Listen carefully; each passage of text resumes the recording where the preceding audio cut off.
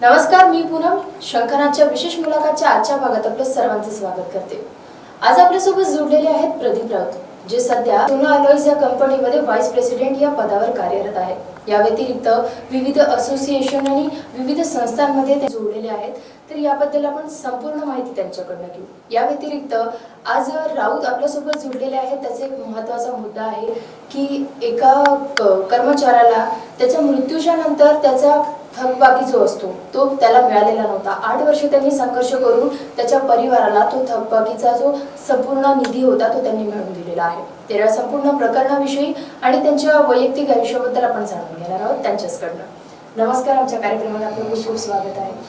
सर्वप्रथम सर, आम्हाला आपल्याकडनं हे जाणून घ्यायचं आहे की विविध संस्था किंवा सध्या आपण ज्या संस्थेत काम करत आहात तर सर्वप्रथम वेगवेगळ्या संस्थांमध्ये आपली भूमिका काय आहे आणि आपल्या कामाबद्दल आपण काय सांगू इच्छिता? मी माझं जे प्रोफेशनल कॅरियर आहे हे इंडोरामा सिंथेटिक इंडिया लिमिटेड इथनं सुरू केलेलं होतं 1993 ला आणि मी HR डिपार्टमेंटला कार्यरत होतो। त्यानंतर मी रेमंड योको डेनिम हे यवतमाळची कंपनी आहे त्या कंपनीला HR हेड होतो व KC इंटरनॅशनल ही बुट्टीबोरीत एक मोठी ऑर्गनायझेशन आहे टॉवर ट्रान्समिशन, त्या कंपनीला मी HR हेड हे 2018 पर्यंत होतो। आता सध्या मी सोना अलॉयज कंपनी ही स्टीलचा मोठा प्लांट आहे साताऱ्याला, तर तिथे मी कार्यरत आहे आणि विविध असोसिएशनमध्ये मी आधीपासूनच थोडं सक्रिय होतो, जे कामगारांसाठी आणि व्यवस्थापनासाठी कसे त्यांचे संबंध मधुर करता येईल, कसं प्रोडक्शन वाढवता येईल आणि आपल्या विदर्भात, कारण माझा जन्म हा नागपुरातलाच आहे, त्यामुळे विदर्भात व जास्तीत जास्त कंपन्या आल्या पाहिजे व सगळ्यांचा त्यांना फायदा मिळाला पाहिजे, त्या दृष्टिकोनातून मी विविध असोसिएशनवर आणि संघटनावर काम केलेलं आहे। जसं national institute of personal management ही एक इंडियातली मोठी संस्था, ज्याच्यात HR हेड हे सगळे मेंबर असतात सगळ्या ऑर्गनायझेशनचे। त्याच्यात मी चेअरमन होतो 4 वर्ष, नागपूर चॅप्टरला रिप्रेझेंट केलं। त्यानंतर मी बुट्टीबोरी मॅन्युफॅक्चरर असोसिएशन ही सगळ्या एम्प्लॉयरची असोसिएशन असून तिथे व्हाईस प्रेसिडेंट आहे। तर महत्त्वाचं सांगायचं म्हणजे की या वेगवेगळ्या ऑर्गनायझेशनचं हेच काम असते की जे वेगळे लॉज निघतात किंवा एक अमेंडमेंट्स होते ते कामात त्यांच्या लेबर लॉजमध्ये, तर त्या कशा त्यांना त्यांचं अवेअरनेस दिलं पाहिजे। PF ESIC किंवा त्यांना डे टू डे लागणारे ॲक्ट्स आहेत ॲप्लिकेबल झालेले आहे जे ऑर्गनायझेशनला, तर काय करता येईल आपल्याला, कसं अवेअरनेस देता येईल मॅनेजमेंट आणि एम्प्लॉयरला, ज्यामुळे त्यांच्यात डिस्प्यूट होऊन जे मोठे मोठे स्ट्राईक लॉकआउट किंवा कंपन्या बंद झालेल्या आहेत तर त्याला कसं टाळता येईल। तर हा आमचा विशेष योगदान असते, विशेष मार्गदर्शन असते। त्यासाठी आम्ही देशातले विविध ते जे त्यात एक्सपर्ट असतात त्या लोकांना बोलवून सगळ्या कामगार वर्गाला आणि मॅनेजमेंटला जे तिथे संघटना आहे त्यांना आम्ही मार्गदर्शन करतो।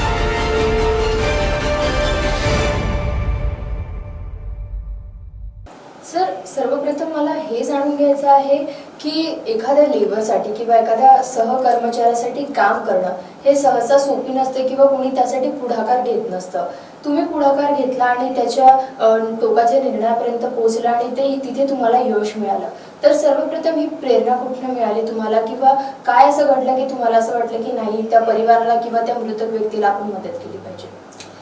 हा एक संस्काराचा विषय आहे की जो आपले आईवडील जो संस्कार देते की ती लहानपणापासून ते मला संस्कार मिळाले आहे आणि मला जे जे गुरु मिळाले, जे जे एक्सपर्ट मिळाले त्यांच्याकडनंही तशीच मला ते मार्गदर्शन झालेलं आहे।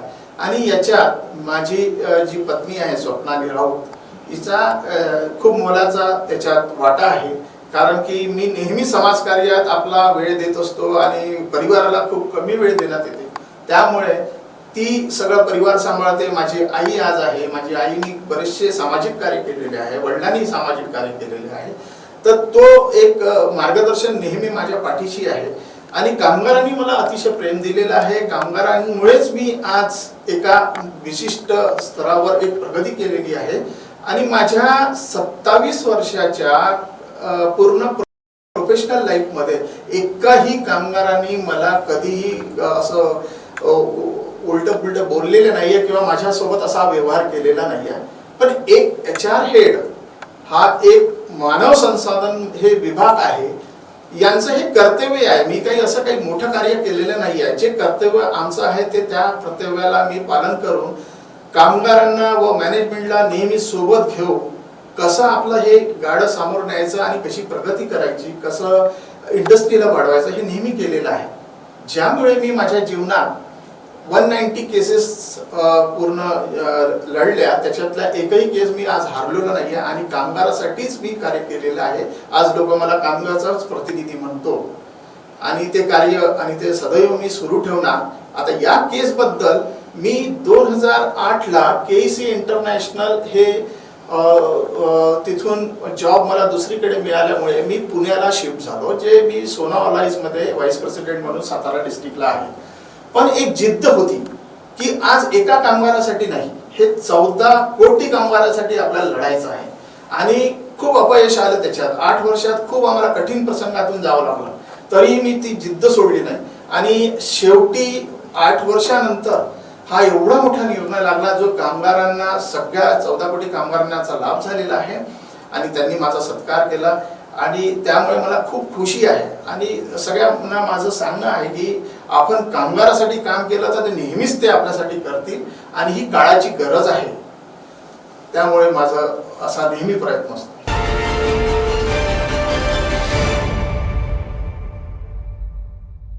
या व्यतिरिक्त सर एक मंत्री किंवा मंत्रालय किंवा मंत्र्यांशी जुळलं असणं आणि अशा विषयांवर त्यांच्याशी लढणं किंवा त्यांच्या व्यतिरिक्त किंवा जे निर्णय नाही आहेत त्या व्यतिरिक्त जाऊन त्यांना ती गोष्ट समजून सांगणं की ही गोष्ट आहे, फक्त ती आपल्याला त्या पद्धतीने त्यांना ऍक्सेप्ट करावी लागेल की हा ही गोष्ट आहे आणि त्यावर आपल्याला काम करावं लागेल, हे कितपत कठीण होतं. आणि या व्यतिरिक्त ESIC चे काही मुद्दे किंवा काही ज्या योजना आहेत ज्या माहिती नाही आहेत पण ऍक्शन मध्ये आहेत, याबद्दल काय सांगा? खरं म्हणजे कर्तव्य, तुम्ही जसं मी सांगितलं की मी विविध असोसिएशन मध्ये, विविध संघटनामध्ये चांगल्या पोझिशनवर आहे. तर ते तुम्ही कशा प्रकारचे कार्यक्रम करता, त्या कार्यक्रमाची क्वालिटी किंवा लेवल कशी असते आणि तुम्ही कोणत्या लोकांना तिथे बोलवता. जसं मी बरेच कार्यक्रमाला माननीय फडणवीस साहेबांनी यांना बोलवलं होतं.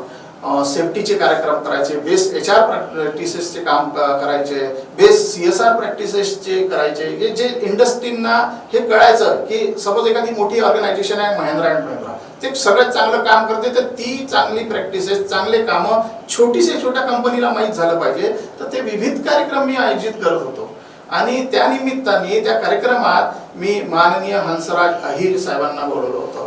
नितीन गडकरी साहेबांनी मला सगळ्यात बेस्ट अवॉर्ड दिलेला आहे, best HR excellence award. Shri Datta Meghe यांनी मला बेस्ट HR एक्सलन्स अवॉर्ड दिलेला आहे 2013 ला.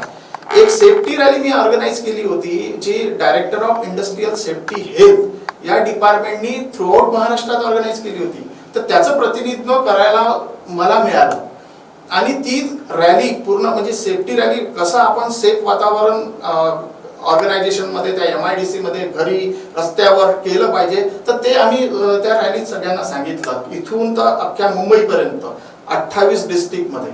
आणि ती 11 दिवस रॅली चालली आणि ती rally Asia book of award मध्ये दर्ज झाली.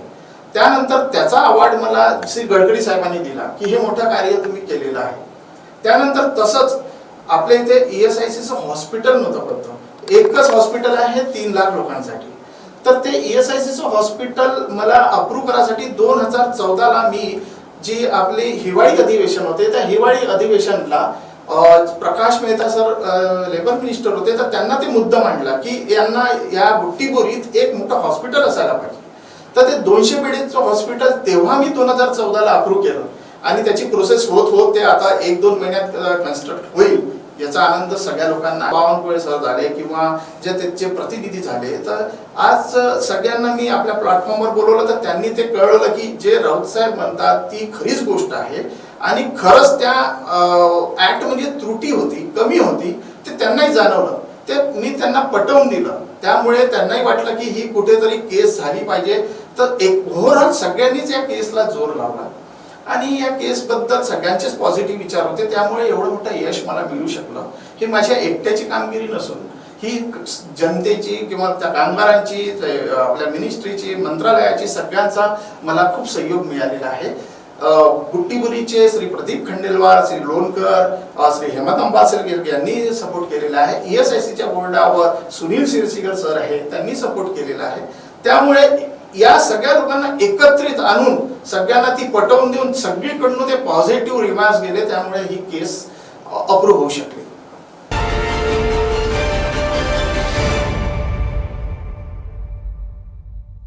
आणि नक्कीच जसं आता आपण कामगार आणि त्यांच्या विषयांवर चर्चा करतो आहे, तर एक कामगारांविषयी हा एक महत्त्वाचा मुद्दा ठरेल की कामगारांना नेमकं त्यांच्या कार्यकाळामध्ये किंवा त्यांच्या वर्किंग अवर्समध्ये काय त्रास होत असतो किंवा त्याकडे ते दुर्लक्ष करतात. तर नक्कीच त्यांचे जे मुद्दे असतील तर काही महत्त्वाचे मुद्दे आपण मांडू इच्छिता का?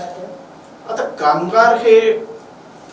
कामगार आणि व्यवस्थापन असे म्हणतात की हे नदीचे दोन पात्र आहे, हे कधी एकत्र होऊ शकत नाही, असं ते कामगारांनी तिथे आपल्या भाषणात म्हटलं किंवा व्यवस्थापनाने म्हटलं. पण माझी भाषा तशी नाही आहे की आपल्याला जर करायचं असेल तर यांना दोन्ही पात्रातून एका पात्रात आणता येते, एकाच नावेत बसवता येते आणि एक प्रगती करू शकतो आपण मोठी. ते कामगारांना काम करते वेळेस बरेचसे अडचणी येतात आणि त्या छोट्या छोट्या अडचणी जर वेळेवर तुम्ही सॉल्व्ह केल्या नाही तर त्याचं स्वरूप खूप मोठं होते. जसं मी एक घटनाच तुम्हाला सांगतो. इंडोरामा सिंथेटिक इंडिया लिमिटेड हे आपल्या इथे खूप मोठी कंपनी आहे, पहिले आलेली कंपनी आहे. तिथे जवळपास 5,000 कामगार कर्मचारी काम करायचे. तिथे 2004 ला गोळीबारी झाली, कामगार प्रतिनिधींना गोळी मारण्यात आली. 4 कामगार प्रतिनिधी त्या घटनास्थळी गंभीर जखमी झाले आणि एक कामगार प्रतिनिधी ऍसिडनी जाळला गेला. तर त्यामुळे ही एक काळी घटना अख्ख्या महाराष्ट्राला लाजिवणारी होती आणि त्यामुळे पूर्ण गावकऱ्यांनी, पूर्ण कामगारांनी मारधोड केली, सगळं सुरुवात केली, मारपीट केली. तर ते आणि जाळपोळ केली, खूप नुकसान केलं. तर ते कामगार प्रतिनिधी जे बल्लू श्रीवास होते ते हॉस्पिटलला ऍडमिट होते सिरियस 45 दिवस. तर त्यामुळे 45 दिवस ही मोठी कंपनी बंद झाली आणि ही घटना 2004 मधली असल्यामुळे त्याच्यात बरेचशा कंपन्या इथे नागपुरात येणं गरजेचं होतं. तर त्या कशा येतील आणि ही कंपनी ऑलमोस्ट मॅनेजमेंटने डिसिजन घेतलं होतं ही क्लोजर करायची, बंदच करायची. कारण त्यांनी 45 दिवस खूप मोठ्या मोठ्या लेवलवर त्यांच्या बैठकी झाल्या, शेवटी काही निर्णय निघालेला नाही. तर त्यांनी मला मग एक चान्स दिला. मॅनेजमेंटला मी म्हटलं की मला एक चान्स द्या, माझे एम्प्लॉई सोबत रिलेशन चांगले आहे. तर मी गावागावातून इंडस्ट्रीतून 700 कर्मचारी आणून ती कंपनी चालवली आणि त्यानंतर ती कंपनी सुरू झाली. कंपनी सुरू झाल्यावर सगळं आनंदाचं वातावरण सुरू झालं, पुन्हा ॲज इट इज सुरू झाली. आणि मग ते कामगार आणि प्रतिनिधींनी आणि व्यवस्थापनाने कसं काम करायचं ते तिथे धडे शिकवले आम्ही. तर तेच आम्ही केईसीत केलं. केईसी इंटरनॅशनलमध्ये मी जॉईन झालो होतो. तिथे भरपूर लाठीचार्ज, सगळं काही कामगारांचे त्यांचे रिलेशन खूपच खराब झाले होते. पण त्यांना एका कामगाराचा ऍक्सिडेंट झाला, बाहेर दोन्ही पाय त्यांचे गेले. त्या पायात गेल्यावर त्यांना आम्ही खूप मदत केली, त्यांना रोजगार दिला, कंपनीत घेतलं, त्यांचेही 2 मुलं होते. तर कामगार म्हणजे जो व्यवस्थापन प्रतिनिधी आहे हा कसा असतो, हा कामगार आणि व्यवस्थापन याच्यातला मधातला दुवा असतो. त्यांनी आपल्या परीने व्यवस्थित समजवून प्रेझेंटेशन देऊन दोघांनाही एका पातळीवर आणून त्यांनी याची प्रगती केली पाहिजे. दोघांची प्रगती होईल तर तिथे खुशहाली राहील आणि तिथे चांगले मार्ग निर्माण होईल. तर तिथे 128 केसेस होत्या केईसी इंटरनॅशनलला, त्या मी 0 केल्या 5 वर्षात आणि गेल्या 5 वर्षात एकही केस कामगारांनी टाकली नाही. आणि ते आज नंबर 1 वर त्यांचा पगार आहे. जे मी जेव्हा आलो तेव्हा 5 नंबरवर पोझिशनवर त्यांचा पगार होता. जे अग्रीमेंट केले, वेज सेटलमेंट केले त्यांच्यासोबत, त्यामुळे त्या कामगारांनी आज मला इतकं महत्त्व दिलं आणि इतकं माझा उदो केला. तर ते एक आपलं कर्तव्य होतं, ते मी कर्तव्य पार पाडलं.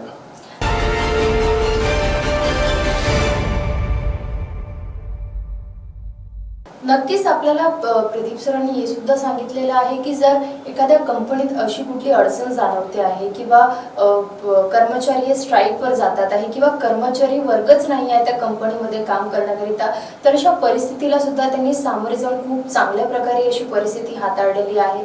या व्यतिरिक्त कर्मचाऱ्यांना काय त्रास उद्भवतो आणि त्यासाठी काय योग्य उपाय योजना त्यांनी करायला पाहिजे याबद्दलची सुद्धा त्यांनी माहिती आपल्याला दिली आहे. या व्यतिरिक्त सर एक आपण एवढ्या वर्षांपासून कामगार किंवा चांगल्या कंपन्यांमध्ये काम करत आहात, तर एक तुम्हाला काय मेसेज देऊ इच्छिता की कामगारांकरिता काय एक मेसेज असेल किंवा त्यांच्या परिवाराकरिता काय मेसेज असेल?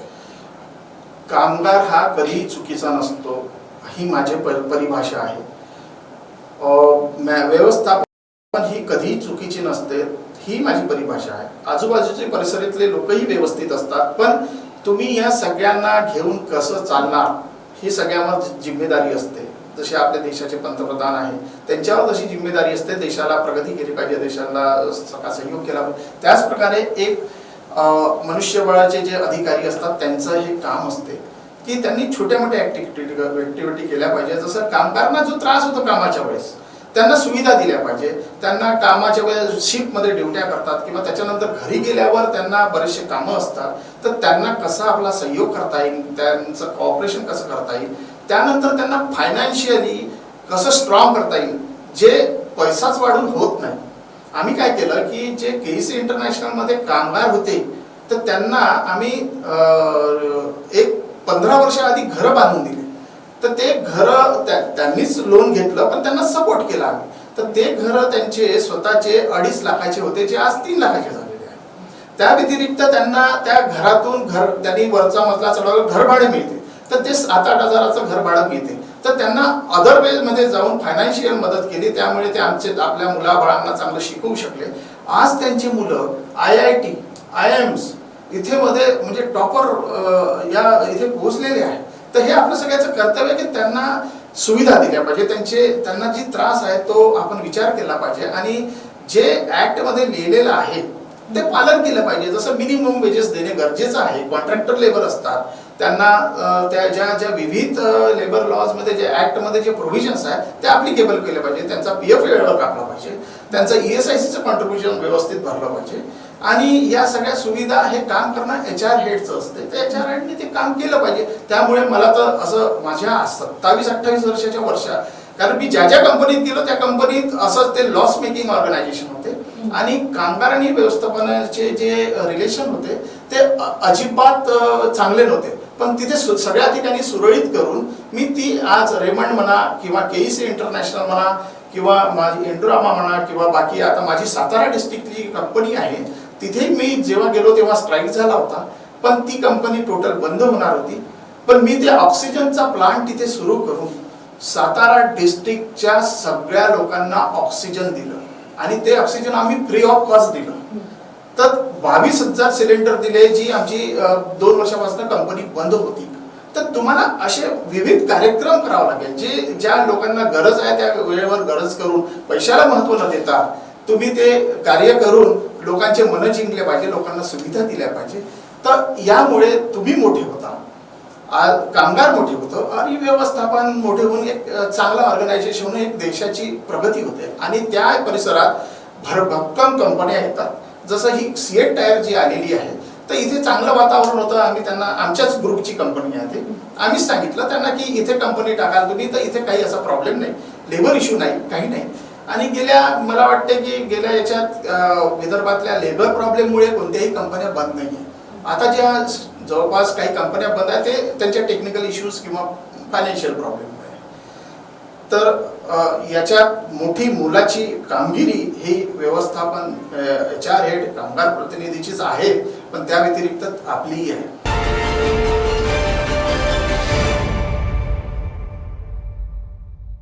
या व्यतिरिक्त सर एक खूप महत्त्वाचा मुद्दा आपला राहिलेला आहे, पण तो ऍड करूयात की कोविड हा जो कोरोनाचा जो काळ आला होता, महामारीचा काळ आला होता, या काळामध्ये कंपन्या किंवा कामगारांचे काय परिस्थिती झाली किंवा तुमच्यातर्फे काय चांगले काम म्हणता येईल किंवा एक मदत म्हणता येईल कामगारांना करता आली?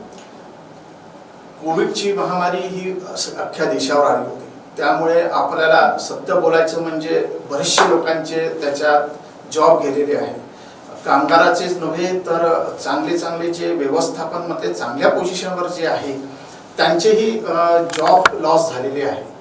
तर या महामारीत आपल्याला कसं त्यांना प्रोटेक्ट करता येईल, सोशल सिक्युरिटी देऊन त्यांना फायनान्शियल स्ट्रॉंग करून, तर विविध कंपनीने विविध कार्यक्रम आयोजित करून विविध फायनान्शियल हेल्प करून त्यांना सुविधा दिलेली आहे. आता मोठं बोलायचं म्हणजे की ESIC जे कंपनीच्या आत काम करतात त्यांनाच हे बेनिफिट अप्लिकेबल होतं. बट मागच्या वर्षी आम्ही पूर्ण असोसिएशन तर्फे व मी ते ऑब्जेक्शन घेतलं सेंट्रल लेवलवर आणि स्टेट लेवलवर की ही महामारी अचानक आलेली आहे, त्यामुळे जी नॅचरल डिझास्टर ऍक्ट नुसार या लोकांना सगळ्यांना त्या सुविधा मिळायला पाहिजे. कामाच्या व्यतिरिक्त हे लोक जे ज्यांचा मृत्यू झाला किंवा ज्यांना योजना देता येईल त्या योजना त्यांनी ESIC कडनं मदत दिली, त्यांना कॅशलेस बेनिफिट दिले, त्यांना सुट्ट्या पगारात सुट्ट्यांचे पैसे दिले. पण हे मी मागच्या वर्षी ऑब्जेक्शन घेतलं होतं 2020 ला, जे 2021 ला ते अंमलात आणलं आणि त्यांनी 2019 पासून त्यांचे पैसे दिलेले आहे. आणि ज्या लोकांचे जॉब गेलेले आहे, ज्या लोकांना बरेचसे प्रोडक्शन कमी झालेलं आहे, ऑक्सिजन सिलेंडरमुळे बऱ्याचशा कारखान्यात हे प्रोडक्शन कमी झाले आहे, त्याच्यामुळेही जॉब गेले. ओन्ली कोविडमुळेच नाही तर आर्थिक मंदीमुळेही बरेचशा कामगारांचे व्यवस्थापनाचे जॉब गेलेले आहेत. त्यासाठी विशेष काम म्हणजे आपण त्यांना कसं दुसऱ्या ठिकाणी जॉब देता येईल, त्यांना मदत कशी करता येईल किंवा सोशल संघटनांनी सामोर येऊन जे त्यांना विविध स्तरावर काही कार्यक्रम आयोजित करून त्यांना जॉब दिले पाहिजे, हे एक महत्त्वाची भूमिका सगळ्यांची होती आणि सगळ्यांनी आपल्या आपल्या परीने केलेलं आहे. कोणी अन्नधान्याचं वाटप केला, कोणी पैशाचं वाटप केला, कोणी मेडिकल इन्शुरन्स दिला, कोणी कोविड सेंटर ओपन केलं आणि बऱ्याचशा इंडस्ट्रीजनी सामोर येऊन जे योगदान होते त्यांच्या दृष्टिकोनातून CSR फंडातून त्यांनी बरेचसे तिथे काम केलेलं आहे.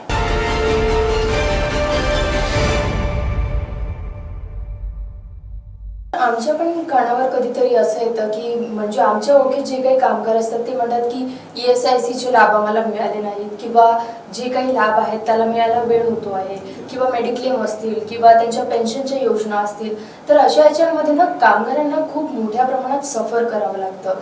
तर अशाकरिता आपण काही उपाययोजना केलेल्या आहेत का किंवा मदत करण्यात आलेली आहे का?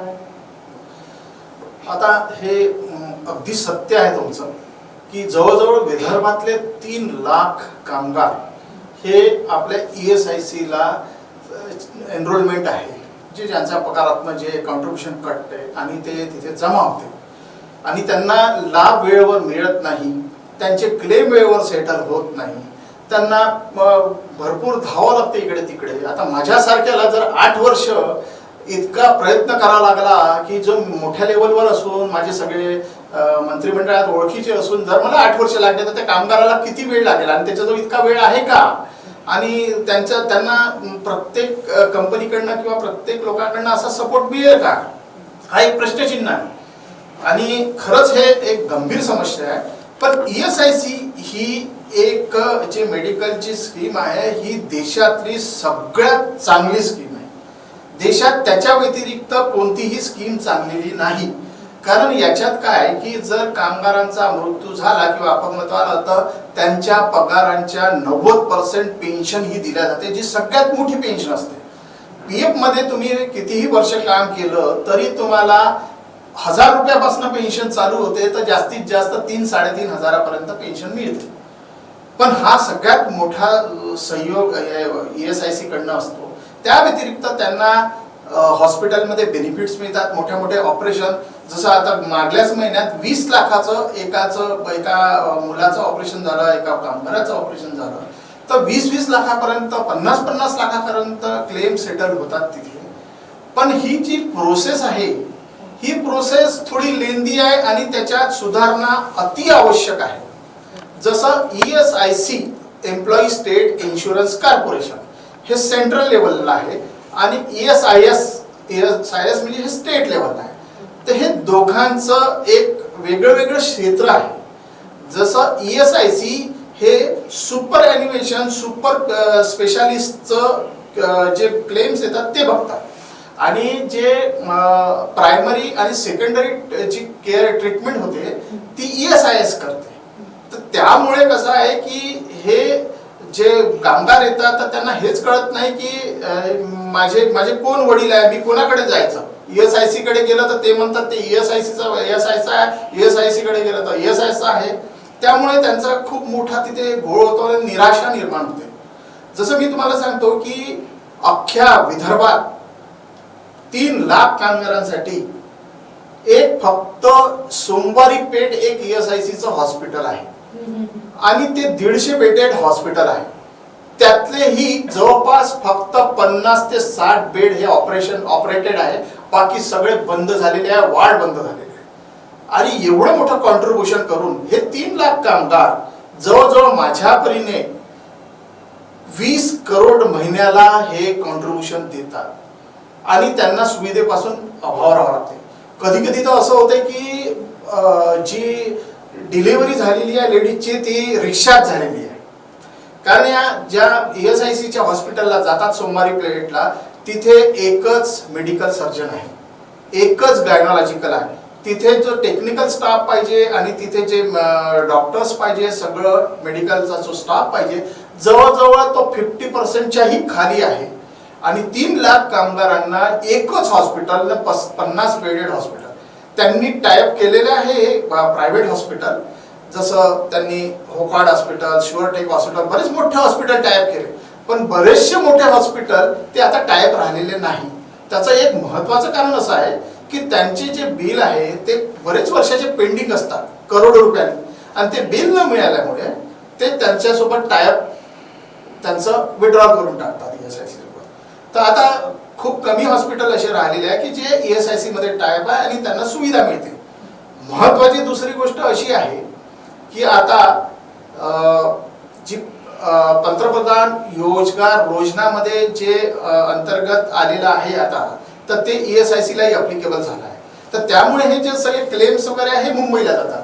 25,000च्या वरचे जे क्लेम्स आहे हे सगळे मुंबईला जातात आणि तिथून अप्रूव्ह होतात. तर त्याला 1 वर्ष, 2 वर्ष, 4 वर्ष लागतात आणि इतका वेळात ते कामगारांचं तितका वेळ नसतो, त्यांना वेळेवर पैसे मिळाले पाहिजे.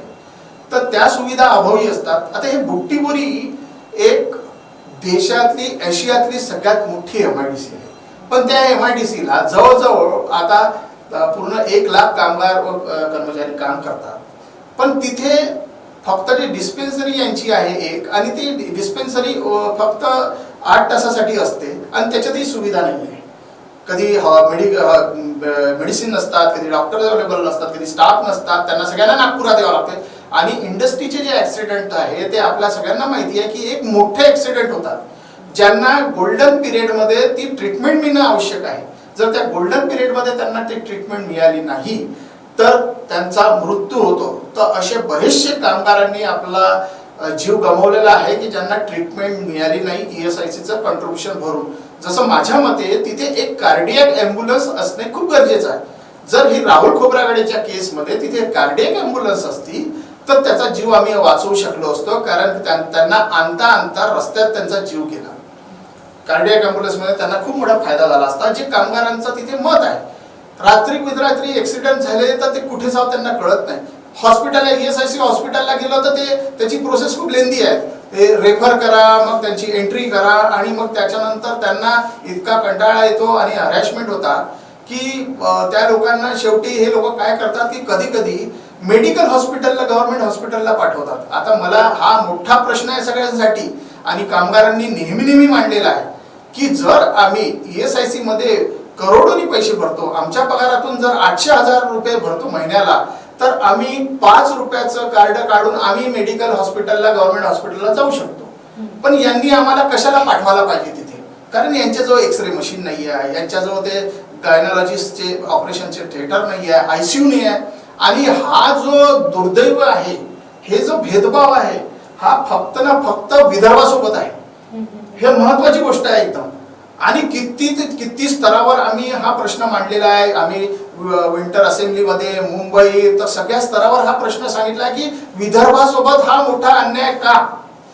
कारण मुंबईचं हॉस्पिटल पहा, आपल्या महाराष्ट्रातच मुंबईचं हॉस्पिटल आहे, तिथे सगळी सुविधा आहे, सगळी व्यवस्था आहे, ते कुठेही नाही जावं लागत. आणि इथून मी बरेचसे लोकांचे ऑपरेशन तिथे केलेले आहे, मेजर ऑपरेशन.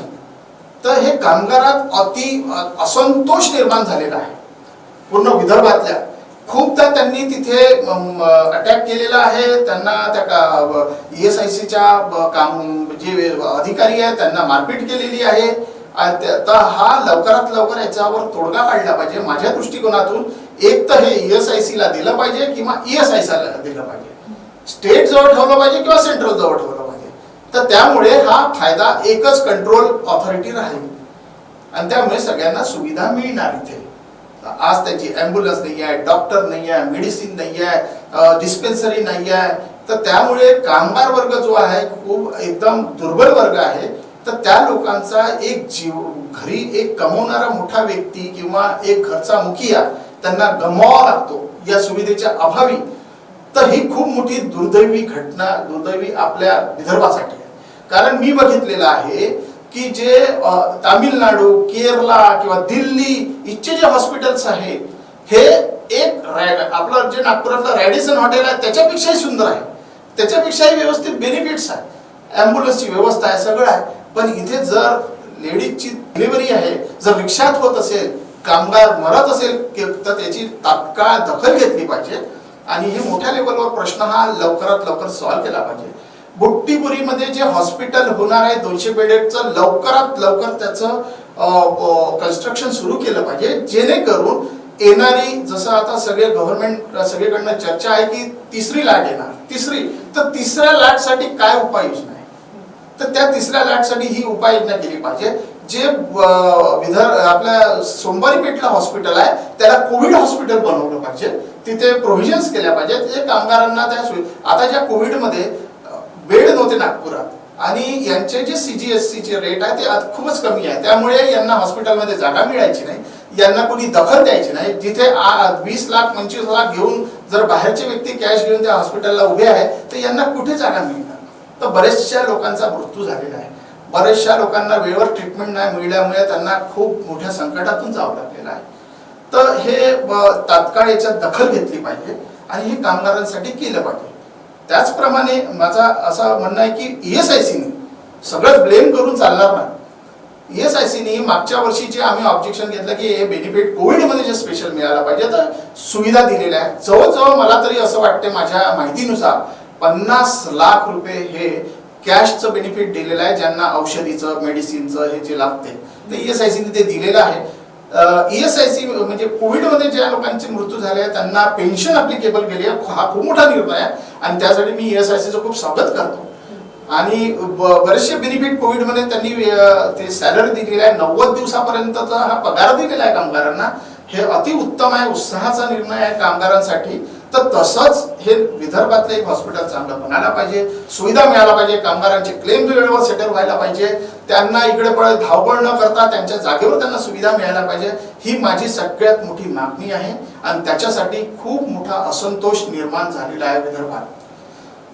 त्याचप्रमाणे तुम्ही जसं म्हटलं की याच्या व्यतिरिक्त आपण काय विचार केलेला आहे, तर जसं PF ची हे इतके वर्ष आपण काम करून जर एक ऑफिसर झाला, मॅनेजर झाला, कामगार झाला, ते इतक्या वर्षाचं कॉन्ट्रीब्युशन करून जर त्यांना 2,500 आणि 3,000 महिन्याची पेन्शन मिळत असेल तर ह्या पेन्शन वाढली पाहिजे. सुप्रीम कोर्टात त्याची केस ऑलरेडी दाखल झालेली आहे, पण आम्ही असोसिएशन कडनं आपल्या इकडनं एक केस अजून दाखल करणार आहे आणि आम्ही त्याचा पाठपुरावा करणार आहे. जसं ही खोब्रागडेची केस 8 वर्ष पाठपुरावा केला, त्याचप्रमाणे आम्ही तुम्हाला एक उदाहरण देतो की जो टोल नाका डोंगरगावला इलिगल टोल नाका हा लागलेला होता, तर आम्ही सगळ्यांना मिळून ती केस टाकली आणि NHAI सोबत फाईट करून 29 लाख रुपये खर्च आला, सगळ्या इंडस्ट्रीनी पैसे दिले. सुप्रीम कोर्टमध्ये ती पहिली केस जिंकली आम्ही देशातली आणि जो इलिगल टोल नाका 27 वर्षासाठी होता तो तिथून आम्ही रिमूव्ह केला. एकाच दिवशी त्यांनी जे कॉन्ट्रीब्युशन केलं होतं एका दिवशी सुरू केला होता, तर त्या दिवशीचं कॉन्ट्रीब्युशन 1 करोडच्या वरती गेलं होतं आणि इंडस्ट्रीला खूप मोठं बर्डन होतं, तिच्या रहिवासींना खूप मोठं बर्डन होतं ते फायनान्शियल.